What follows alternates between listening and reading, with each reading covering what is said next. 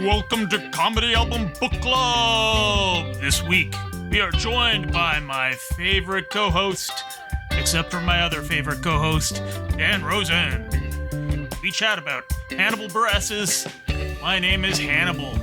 Stay tuned and enjoy the show.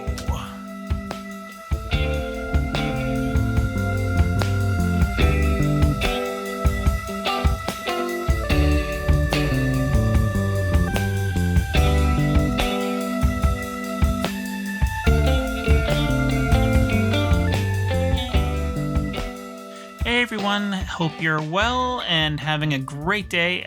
It is Father's Day, and I thought, who better to have as a guest than my co-host over at Detecting the Marvelous, and also a dad, Dan the Man Rosen. He is a Toronto-based comedian, super hilarious. He has an album called Family Boy. I highly recommend checking it out. But we decided to chat about Hannibal Buress's album, My Name is Hannibal. This is his first album, and it is before he sort of blew up proper, but he is still killing it. An amazing comedian. He worked hard and is just super flippin' funny. Check it out and give this episode a listen. Thanks for tuning in to Comedy Album Book Club.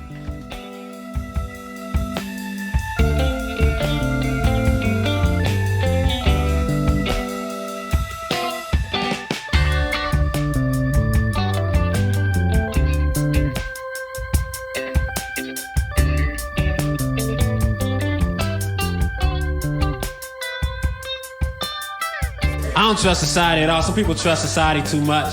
Some people will lock their bikes, but they won't lock it to something. They just lock the frame to the tire. Because they're like, who's going to take my bike if they can't ride away with it? Who's going to do that? I will. I'll take your bike and I'll toss it into Lake Michigan. I'll toss it to Lake Michigan or whatever body of water is closest to the city that I'm doing this joke in.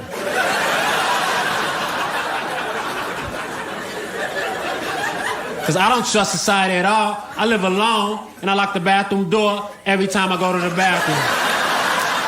Welcome to Comedy Album Book Club. I am joined today by my friend and fellow co-host, podcaster, Dan Rosen. How you doing, Dan?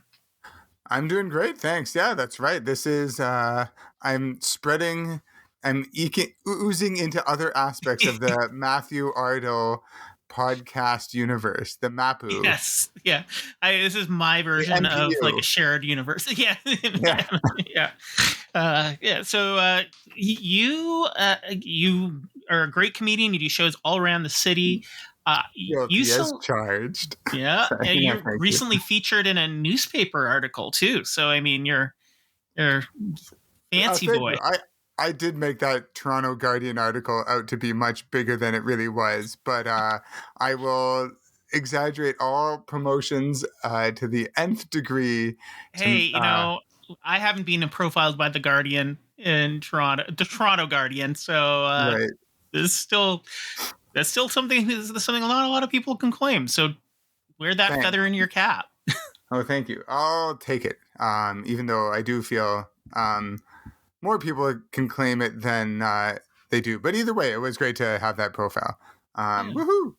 So you selected My Name is Hannibal by Hannibal Buress, recorded in 2010. So what inspired you to choose this album?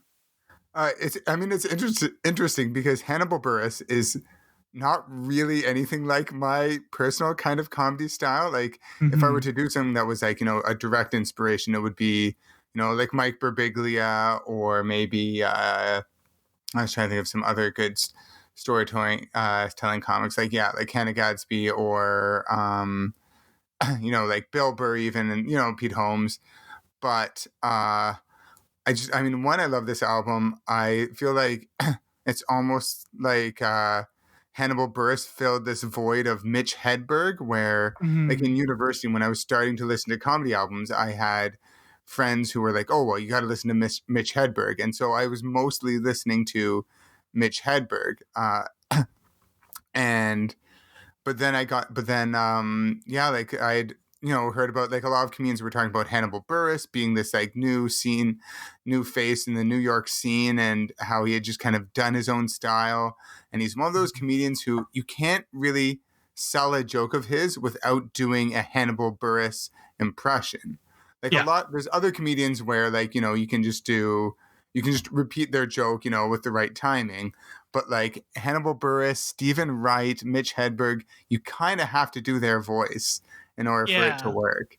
Like so much of it is woven into how he delivers and everything. For sure. And he completely breaks rules and like points out him like that he's like, yeah, like whatever. Like I know I like things like where he's like, oh, I know in the previous joke I said I had a roommate, but now I say I'm alone. I like to establish different realities for each joke. And I think that is like the quintessential aspect of Hannibal Buress, is that he's not trying to, which is the complete opposite. Like I'm always trying to like weave things together as much as I can and have things relate. And Hannibal, yeah, he's just sort of like, whatever. Like sometimes he just has a joke that's like a couple of one-liners, and then sometimes his joke is like, a 3 or 4 minute story or like deconstruction of something.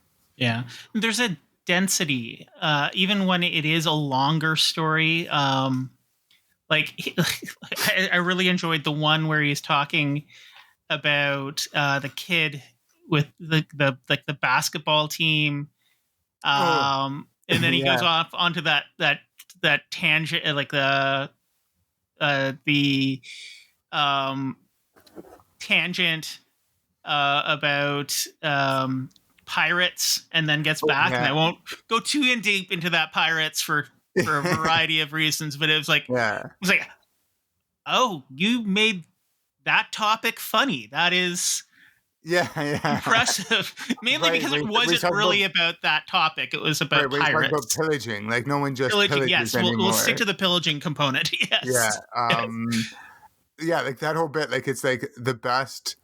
Yeah, like it's like finding a way to make like a joke, because he's like it's also like he takes it something that is like a very serious topic, obviously, I guess, or like thing, but like he's always approaching everything, I feel like, from a cartoon level. Like you can tell like this guy, like he grew up on like, like 90s like Ninja Turtles cartoon and stuff, like, and like all these other kinds of like sort of, comic book cartoons and all that sort of very, like almost like an itchy and scratchy version of the world is like his his approach to comedy. Like sometimes it's like very Looney Tunes, like it's like sort of like his jokes are along the same genre of like having an anvil dropped on someone's head, but they're wearing an umbrella, or like it's like he goes from the one joke about the fire SUV, like what do they do? Yeah. From that to God jokes, and for me seeing a Hasidic Jewish person for the first time on the subway being very confused, thinking they were Amish, to like a joke about onomatopoeia and poets. It's like you can't find your foot. And you can't find your footing, but not in a bad way. Like there's some comedians where it's like it's all over the place and it just feels like unfocused. Like unfocused and almost like desperate. Like they're like, oh, let's try this joke. Whereas I feel like Hannibal Buress is just kind of like, fuck it, I'm going to talk about this now. Yeah, exactly. And it's like, and I think the pirate, the basketball pirate transition, he was just like, anyways, I got distracted. Back to the kid. Where it's like, but and I mean, it's funny because there's just stuff I find in there where it's like it seems on the surface level a dumb joke, but when you deconstruct it, it's really smart. Yeah, it's. Yeah. Like it's one of my favorite things is when a comedian is very cleverly dumb in a way, like where it's very like it's like they made something that seems so stupid and silly and ridiculous, but it's like, oh, you found a really clever way to do that silly, ridiculous, dumb joke. Like that I really like. Yeah, and I mean I actually looked it up. Snickers is a real comedy club. Oh and yeah. it is spelt with a Z at the end because of course it's spelt with a Z at the Right. end. Yeah. But it's funny. It's like that early bit. It was really like out of the gate fast and funny. Like started with a couple of Yeah. really quick jokes, but then like he got into the God doesn't believe, or like God it doesn't work on stupid coincidences. Like because it's Right. clear he's Yeah. like The he just conspiracy doesn't theory. like dumb people. But then he's like, what if talking about God's hype man and Oh yeah. like laying down like bad tracks or whack tracks and stuff, and it's like that's Yeah. right. But where and that went into an even more interesting concept to me, which was Yeah. what if jingle artists had like hype men and a posse. Yeah. Like Yeah. I would want to make that as a sketch. That's Yeah. like that would be so freaking hilarious. Just like somebody like doing a little tune for toothpaste, and then like their version of Flavor Flav. And it goes, Yeah. yeah, that kind of thing. Yeah. Fresh whitening. Like, Yes, yeah, for sure. and And I love that because it's like he'll like it's one of those things like in like improv or whatever. It's like as long as you play within the rules that you establish, and like he Mhm. plays within the rules of like the universe that he establishes at least for a bit, and then like you said, he might change it for the next bit.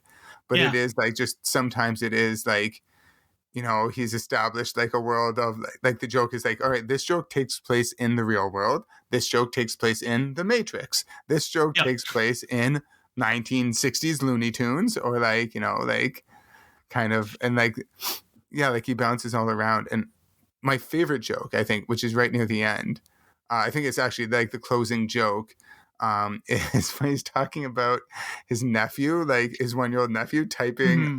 on his computer, and he'd be like, you can't type. And then he's like, which so like, but then like, he says like the N-word before, but like, it's like, that's disrespectful to say to anyone, let alone a 1-year-old. And like, And he holds it deep inside, and it turns into a callback. It turns into a callback of a joke to a joke like halfway through the yeah, set. Like, and it's like, yeah, that was yeah. a great one. That was It's just definitely so one of those ones that was up it's there. just like, and the voice he does of his like like his nephew, like years later, be like, nah, you can't type, like starting Yeah. off, yeah, Oh, joke's on you.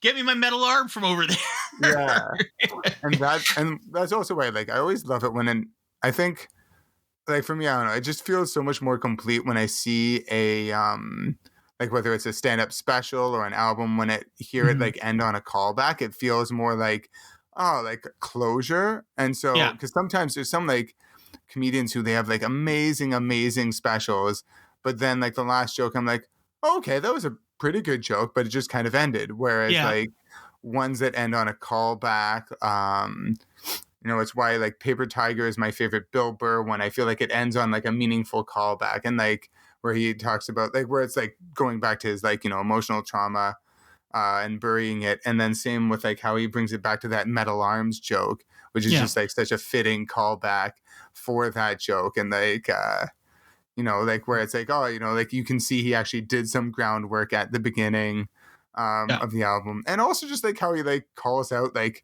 album structure and like makes fun of how like joke structure is done, and saying like, oh, now is the intermission. Like Yeah. like Well, ha ha ha. and it even goes back to the bit he was doing about gangster rap, where he's like, yeah, like Oh yeah. they're smart. They're yeah, even though they're like, oh, I'm all street, they're still using traditional strong structure because they need that ringtone money, baby. Yeah. And it's Like, like, well, basically, he's kind of calling out the structure of the album because I mean, mm. when I was talking to Mark Hallworth about Nick Nemiroff's album, Oh um, yeah. we were talking about how it's hard to be dumb.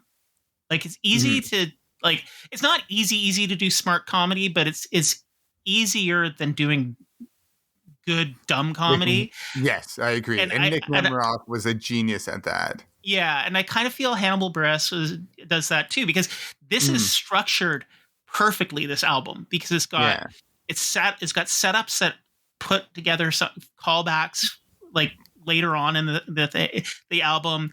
It's got sort of waves. It's not just bang, bang, bang, bang, bang joke. It's got like building, building, building. Then you've got a release, and it builds a little bit more, and then you've got a release, and then it crescendos in the sort of the third wave with the final callback. And I think it's. I will say also he's not uncomfortable with a silence. Like if he has to take a break before he does, because and there's one thing I remember once, because this is a problem that I used to have so much, is that like if like a punchline or something didn't land or wasn't getting a laugh for more than 15 seconds, I would speed up to try and get to the next punchline. Yeah. And then I was talking to Rob Bebenek, who's a really great traveling, so he does a lot of touring comedy in Canada, and he was saying that he got to the point where he could kind of enjoy the silence and just be like, all right, it's all right if they're not laughing now, I'll get them back and they'll enjoy themselves and they'll be satisfied and we'll do the job. And so that, and I think Hannibal Buress is like that. He'll take long pauses. He'll because he knows it's having that confidence where he's he knows he's going to get them back. Because some of the laughs he gets are I was if that was said with someone else's voice or someone else's timing, people wouldn't be laughing at it. That would just be a setup line. But he's just so confident in his ability to just exude being hilarious. He's just I feel like he's the kind of person who if he makes it feel I feel like his stand-up, it makes you feel like you're just hanging out behind a building smoking a joint with him kind of thing. Everyone, we're all just chilling out, telling jokes in the green room together. There's just this very sedate pacing that he has. It's almost like Stephen Wright or Norm Macdonald in a way. Absolutely. In that it's he just takes his time to get to where he needs to be. And I never knew this was was a thing, that flaming Dr. Pepper. Which right. I didn't know about that either. I'm going to have to ask for that at some point, because I don't like Dr. Pepper, but I'm curious to see how this drink tastes. But it's and that's on the back of something that really should a bunch of drunk driving jokes and basically talking about his own drinking issues, which came to a head actually a few years later. But he's clearly aware that they're there, and he's making fun of his own art galleries funding his drinking problem. Right. But so it's coming off of the back of that into a very silly character piece where he does these great voices I'm working on something. Yeah. It's I've been not necessarily that aggressive, but Heather's what are you doing down there? I'm I'm editing podcasts kind of thing. I've got a very important podcast I'm doing about comic books. And then I have a very important podcast about comedy albums. And I have 3 more very important podcasts, Heather. And then just gonna be the guy could have divorced his wife for someone who appreciates his flaming Dr. Pepper. Yeah, exactly. But when I'm rich with this Dr. Pepper money, which is that's about gonna happen the same time I'm rich on podcast money, buddy. So there's Terry's chocolate or cherries to whatever the chocolates that they always advertise on podcasts. I'm not getting that money.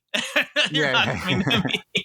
No, I'm not. No, what the fuck podcast. But I love that how he'll establish these fake characters, and what I love then is he also calls out his own joke setup, because then what was it? There's the thing about the doctor. Oh yeah, and the doctor saying doctor be oh, you're gonna need your nut worked on, and it's First of all, doctor, I say nut, you say testicle, and let's be professional here. That, because it's the first bit's a funny joke because you're imagining the doctor saying it, and then he's calling out the thing that he just made you laugh at in another funny way, and I love that bit. I just think it's so funny, and just saying it's you've got the punchline of you've got $17,000 in your mouth right now. And that's it. And from there he goes into the pornography stuff where it's in anybody else's hands that wouldn't have been funny. Or Like, like, yeah, like it would have been like, ooh, where's this guy going with this? But like, and then like you yeah, said, like with the drunk driving joke, like he makes the drunk driving funny, and actually in a way, like it's funny because like as cartoonish as he is sometimes, like you said, like he is actually calling out like a reality. Whether he's like talking, like for example, with the like $17,000 to fix his testicles, that being like look how expensive yeah, like healthcare is in the U.S. primary healthcare that should basically be free. It Yeah, cost him like like a $17,000. like a very crucial, important like operation that like Yeah, should be accessible to anyone who needs it. And yeah, then similarly, him calling out like drunk driving. And so like even though he's making these drunk driving jokes, like where he's saying, I mean, like like it really is a rough joke to be like, oh, like drunk drivers who get into crashes ruin it for the drunk drivers who are good at drunk driving. yeah, It's like, yeah. well, no one should. And then what does it say about all of those No people who drunk just driving is good drunk just want driving. the ride home and don't really care Yeah. about their own safety? Just give me the Yeah. burrito and shut up. Yeah. And to be honest, like, I mean, there was a time when I was younger for sure, like in my early 20s where I'm like, like, Billy's not that drunk. He can drive me home or whatever, like stuff like Yeah. that. And like, similarly, like it was like that kind of, when he made that joke out, like it made me think of like the times when my brother used to have like a substance problem. I'm like, well, he's not that high. He's not that messed up to like drive me home or whatever. I'm sure I'll survive. Like, but yeah. And it's cool how he makes the twist in these jokes, like the YouPorn stuff. It wasn't about porn, really. It was about the community surrounding porn, right? And it's like, like, well, you're being racist while you're masturbating. Like horniness trumps racism. But it was like bang, bang, bang. And then that flowed into the syphilis taking a vacation, which is syphilis calling herpes on the phone, which was hilarious. Which is also a thing I love is when, I mean, I love jokes that personify anything that is like an inanimate object, or, I mean, like syphilis, like it's almost like personifying like a concept. Yeah. It is just and then he was like, hey, that joke was funnier than you give it credit. You gave it credit. I just personified syphilis for 35 seconds on stage. It's just like, and again, he's pulling it all the way out so you can see how absurd these concepts really are before zooming right back in to the moment. Yeah. So it's really cool. It's so funny because there is like so much self-commentary, and sometimes that kind of thing is the kind of thing that I actually like really dislike in comedy, when people spend too much time being like, oh, that joke was this. But I think because of the style that Hannibal Buress does with it, I think he does a very good job with that style. And I think that's why it works so well. And I think, I think that goes to the lie of people complaining about woke comedy, because it's not that you can't be funny about anything. You can be funny about literally everything. You just have to be funny. You have to be good.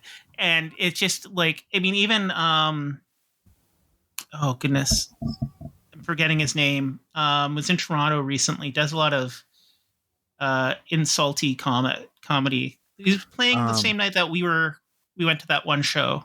Anthony Jeselnik. It's like Anthony, course, even Anthony Jeselnik is like, that's baloney. He's called it bullshit.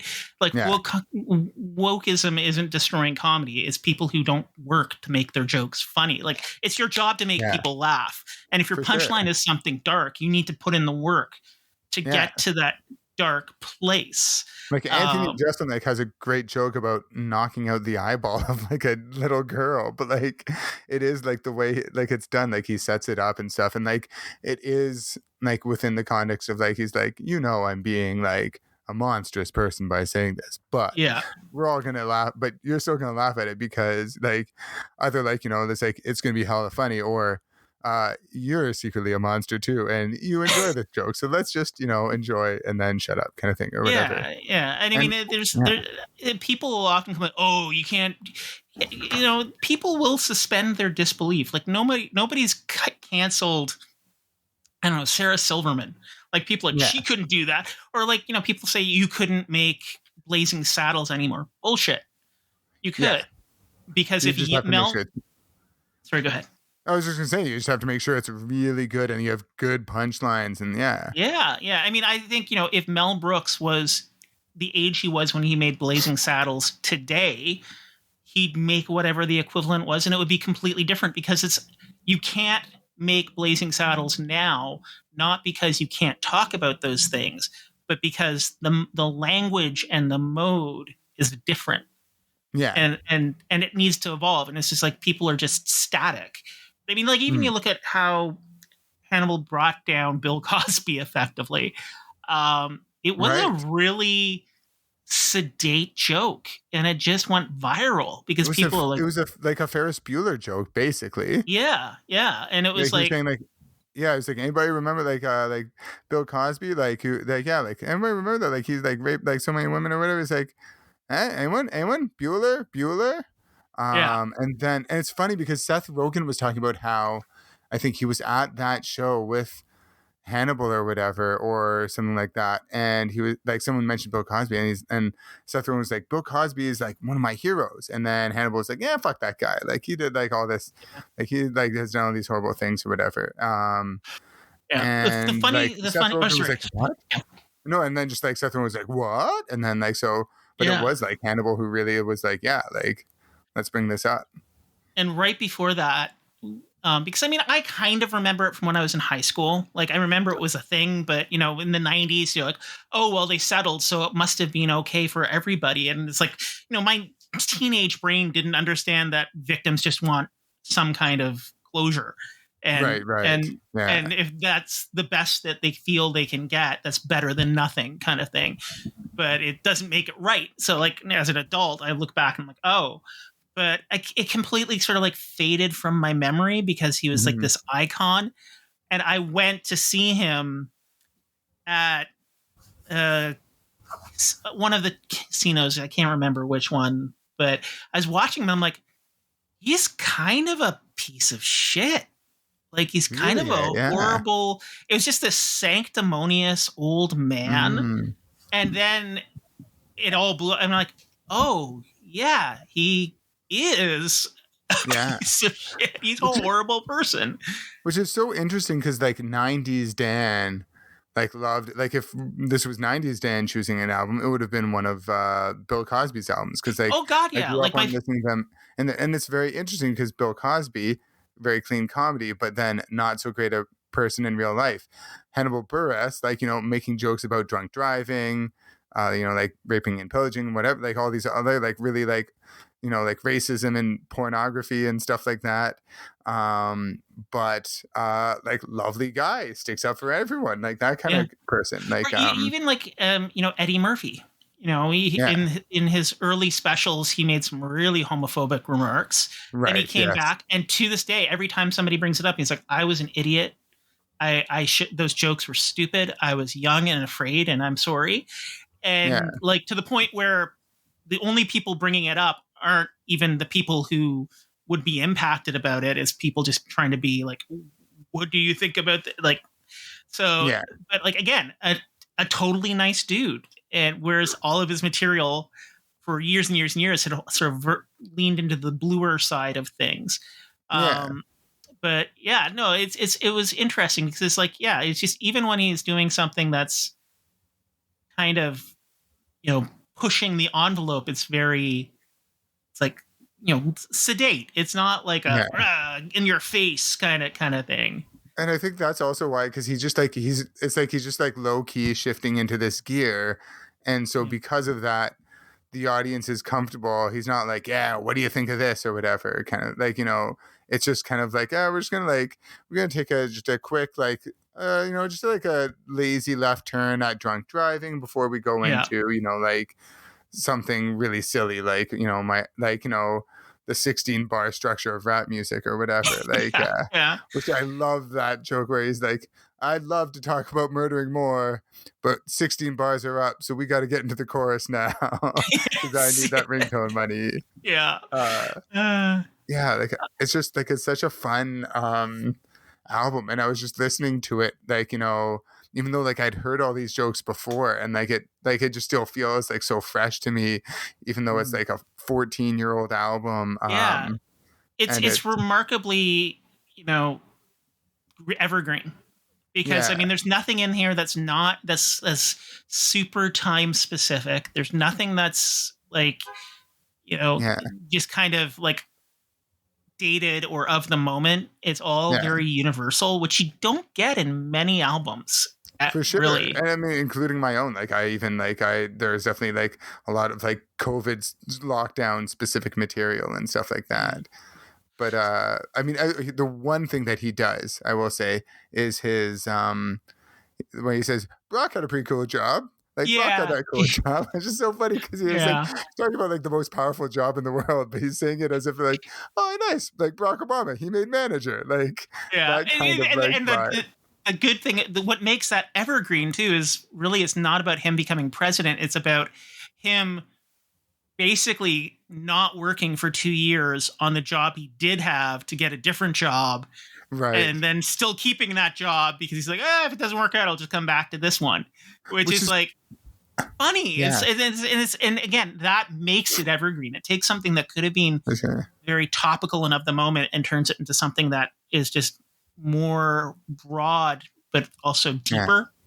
Which is also, I think, one of the things that, again, like it's like there's always, I feel like you can see his worldview in the silliest of his jokes, because like he's also calling out the absurdity of like politics and like political like positions and stuff, like how, and like what other job can it be where you like what other industry where you can just like abandon your previous job just so you can pursue another job, and then even if that job goes wrong, the other job, you can just go back to your old job, which is also going to be like a well-paying 6-figure job with all kinds of crazy ass benefits, like And it's like, and he has this great mix of broad and hyper, like Debbie, what the fuck happened to my 4-page ad on Tuesday kind of thing, when he's syphilis and like, people not feeling me, I killed Al Capone. So it's like these really hyper specific references that like most people wouldn't even really get, not necessarily because they're over their head, but just they're obscure or kind of silly and weird.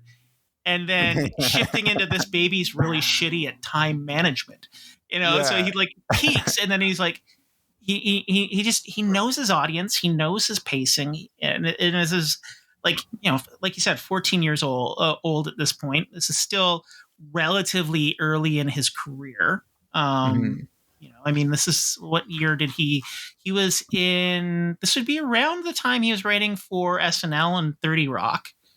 Right, he was writing for, I didn't realize he was writing for SNL. Yeah, for 1 year. He only ever got one sketch on, which I do not know which sketch it is. I should track that down. But that's probably why he only worked for 1 year. But then he jumped over to 30 Rock, because I mean, it's a different beast. You can be a great writer and just not do well on SNL, because it's the whims of Lorne and those Monday morning pitch meeting or Tuesday morning pitch meetings. And you just, if you don't have somebody else getting your back, you're probably not going to get material up and paid attention to. Yeah, you got to do the John Mulaney move where it's like, I'll write the monologue, because he was saying like his first week or something, like another writer said, hey John, you and I, we're going to write the monologue, because in that way they knew that they would get something in that first week.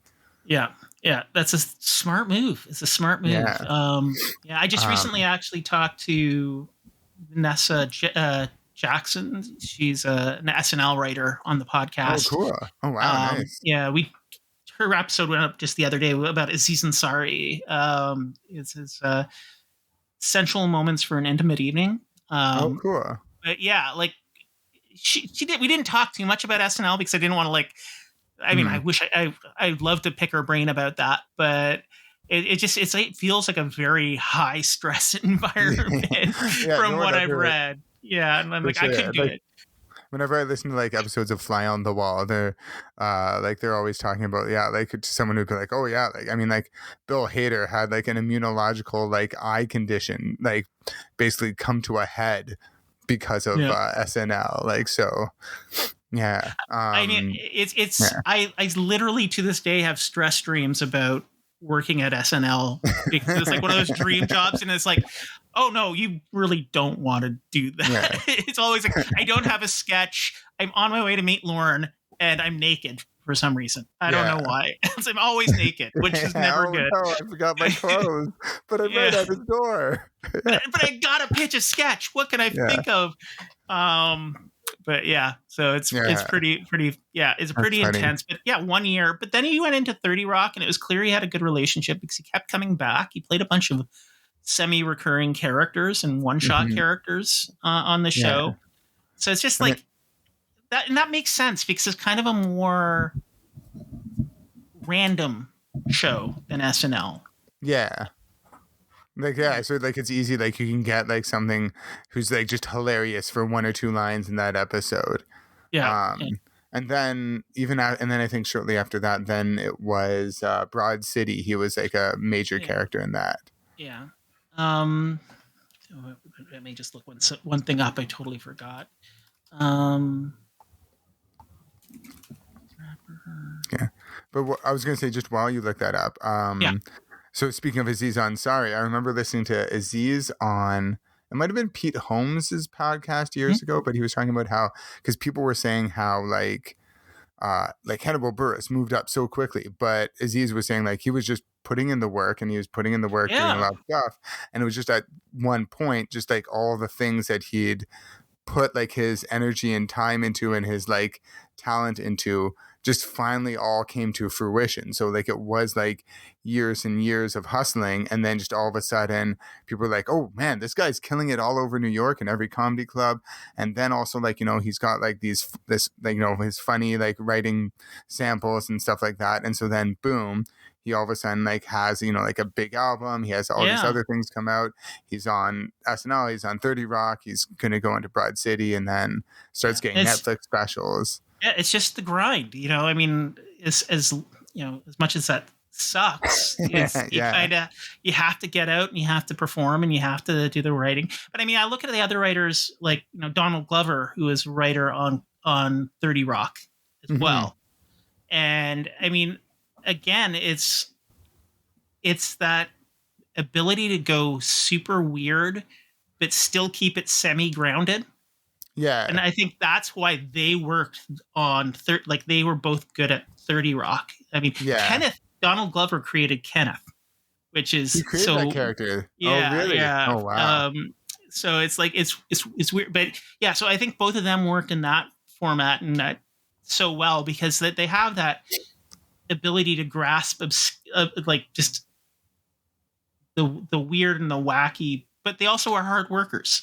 Like I know so many comedians out there, you know, and who just don't so like they feel entitled. It's like they feel entitled to a certain degree. Like they feel like, oh, I did this show, I need to be like headlining Yuck Yucks next week, kind of thing. And it's like that's not how this works, you know.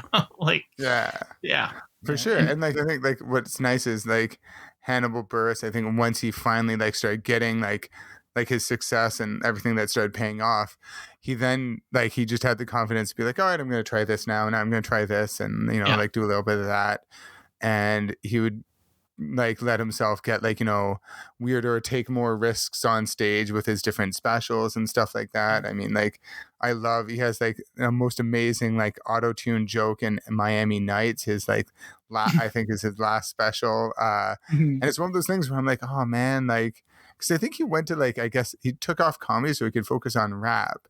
And I don't hear of anything like that much about his rap career. I'm like, oh man, I'd love to see him come back and do another comedy special. Like, and it'd be great if he did like, you know, because I feel like he'd have an amazing special talking about his like rap career or something like that. Like he'd have such a great take on being a rapper. And actually, I did briefly get to see him once about 10 years ago, 2014. He opened for Dave Chappelle. This was back before Dave Chappelle made 17 specials about trans people. Like 2014, it was still safe to say you went to a Dave Chappelle show and not have to worry about people being angry at you, kind of thing. Rightfully so. This is not in defense of Dave Chappelle. It's just time. he's not aged For well. sure. No, like it was, I think, like right where like Chappelle was at his peak, and before he was also just like trying to churn out specials, and back when he was still like really building good specials. Yeah. And so he had this, but he had like special guest openers, and Hannibal Buress was the special like surprise guest opener, and it was like, so it was like February, it was the middle of February, and it was like minus 30 something outside or whatever, and Hannibal Buress like had this great joke where he's like, it is so cold out there, he's like, it is so cold that someone could freeze to death in front of you and you'd be like, damn, that is cold, but I gotta get inside. Like, and like the way he did it is just like, it's so funny, and like Yeah. just like he's yeah, like, so like it was just like such a good like treat, to the point where like it was like as equally enjoyable seeing Hannibal Buress perform as it Yeah. was, like seeing the actual like main headliner show. Yeah. So like, yeah, of Chappelle. So now you have your own album, Family Boy. Yes. So when you were, I mean, like you said, you had very different style of comedy. But when Mhm. you were constructing your set for the album, how did you go about thinking about like what to put where and how to build it out? Yeah, so for the most part, I tried to have things flow. I mean, I kind of almost have like sections. Like the first section is the Jewish section, where I talk about my name, and then I talk about, like this audiobook recording I got to do on anti-Semitism, and then it switches into like the Crohn's disease section, and so then that's where I'm like talking more about bowel disease and stuff like that. And then it switches from there into the like I have a wife section, and then the like pregnancy section and COVID section and stuff like that. So I kind of tried to like have things flow like that. But I guess the one influence that Hannibal Buress would have is that like I also wanted to make sure that I could take breaks to do like have little silly bits here and there where I could construct like a like there's one track called Abortion Jokes, where I'm talking about like abortion laws and stuff like that. And I think one bit that not necessarily done as good, I don't think I done as good as Hannibal Buress would do it, but I had a bit where I was like, what would it like happen if there was like a law like where like pregnant women were allowed to like get like one murder per trimester or whatever. And I feel like that there is a Hannibal Buress influence in that I probably didn't realize until just now, because it is like in the middle of like talking about like a bigger topic that is a more like sort of touchy subject that I never intended to get into, but then just like once I saw how rough pregnancy was for my wife, and like also like the Roe v. Wade laws being made like repealed, then I was like, all right, well, I do kind of want to talk about this. And pardon me, just thinking like, all right, but then also thinking of like how's a silly way to make my point about a more serious matter, because sometimes I think that's like those silly bits like that have then like a more serious implication behind them. Sometimes that's a better way in, instead of trying to like hammer it home towards people. Like, so I think that's one way that I was influenced there. And also I want to do one track that is just like the silliest, stupidest song that I wrote that has like no rhyming in the song. It's like very like uncreative lyrics or whatever, but like, and it is a thing where like for like 30 seconds of the song, like there's not necessarily any laughter and people are like, huh? And then having the punchline after. And I was so proud because like a friend of mine who I saw on Friday, he was like, oh, I listened to your album. I played your pregnancy song for my pregnant wife. Like, I was like, oh, good. I'm sure she hated it just like mine. Like, now, if people wanted to find you online, find out what shows you had coming up, where could they go? They can go to all the socials, Instagram, TikTok, Facebook, Twitter is at Dan the Guy Rosen. Awesome. And you can also find you at Detecting the Marvelous on wherever podcasts are downloaded. That's right. Where we and our friend Shahara talk about comic books. That's right. So yeah, sometimes I'm talking about comic albums and sometimes I'm talking about comic books. Yes. But yeah, that's right. Yeah, it's a very good podcast. I highly recommend it.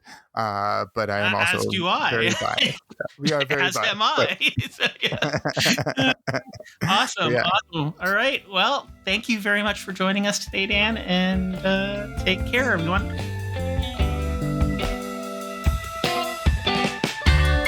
You've been listening to Comedy Album Book Club, a Far From Here comedy and ShowbizMonkeys.com co-production.